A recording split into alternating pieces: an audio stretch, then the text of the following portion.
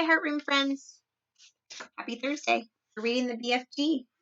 Join along on page 125, or you can also draw a picture or just relax.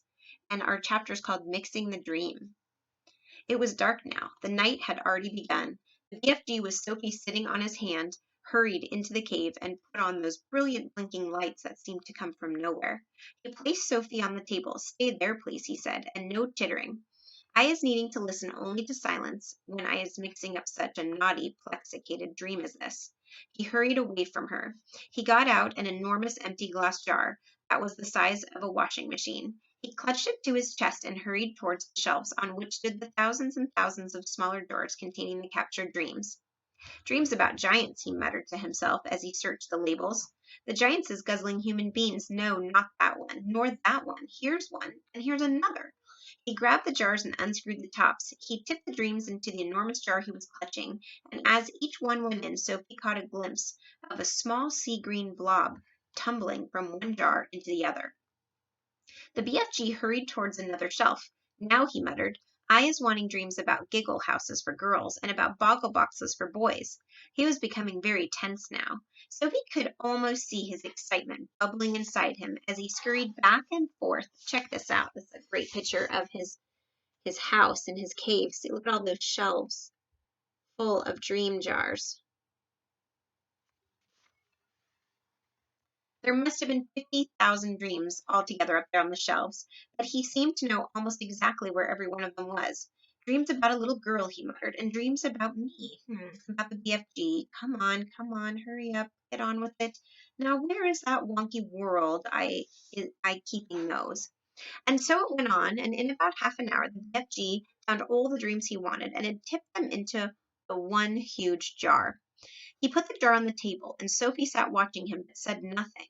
Inside the big jar, lying on the bottom of it, she could clearly see about 50 of those little oval sea green jellyfish shapes, all pulsing gently in and out, some lying on top of others, but each one still quite separate, an individual dream.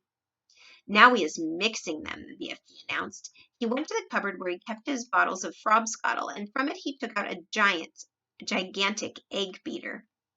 It was one of those that has a handle which you turn, and down below there are lots of overlapping blades that go whizzing around. He inserted the bottom end of this contraption into the big jar where the dreams were lying. Watch, he said, and he started turning the handle very fast. That's a great illustration of him turning the handle and mixing the dreams. Can you see Sophie watching? I think Sophie's really cute. Flashes of green and blue exploded inside the jar. The dreams were being whisked into a sea green froth. The poor thing, Sophie cried. Oh, they is not feeling it, the BFG said as he turned the handle. Dreams is not like human beings or animals. They has no brains. They is made of zazimos. After a minute, the BFG stopped whisking. The whole bottle was now full to the brim with large bubbles. They were almost exactly like the bubbles we ourselves blow from soapy water, except that these had even brighter and more beautiful colors swimming on their surfaces. Keep watching, the BFG said. Quite slowly, the topmost bubble rose through the neck of the jar and floated away. A second one followed, and then a third and a fourth, and soon the cave was filled with hundreds of beautifully colored bubbles, all drifting gently through the air. It was truly a wonderful sight. As Sophie watched them, they all started floating towards the cave entrance, which was still open. They're going out, Sophie whispered. Of course, the BFG said. Where to? Those is all little tiny dream bits that I isn't using, the BFG said. They is going back to the misty country to join up with all the other proper dreams. It's all a bit beyond me, Sophie said. Dreams is full of mystery and magic, the BFG said. Do not try to understand them. Look in the big bottle, and you will now see the dream you is wanting for the queen. Sophie turned and stared into the great jar. On the bottom of it, something was thrashing around wildly, bouncing up and down and flinging itself against the walls of the jar. Good heavens, she cried. Is that it? That's it, the BFG said proudly. But it's horrible, Sophie cried. It's jumping about. It wants to get out. That's because it's a struggle humper, the BFG said. It's a nightmare. Oh, but I don't want to give the queen a nightmare, Sophie cried. If she is dreaming about giants guzzling up little boys and girls, then what is you expecting it to be except a nightmare, the BFG said. Oh no, Sophie cried. Oh yes, the BFG said. A dream where you are seeing little children being eaten is about the most frightsome troggle-humping dream you can get. It's a Kixie bog thumper. It's a wopsy grob switcher. It's all of them riddled into one. It is as bad as dreams as I blow into the flesh lump eater this afternoon. It is worse. Sophie stared down at the fearful nightmare. Can you see it?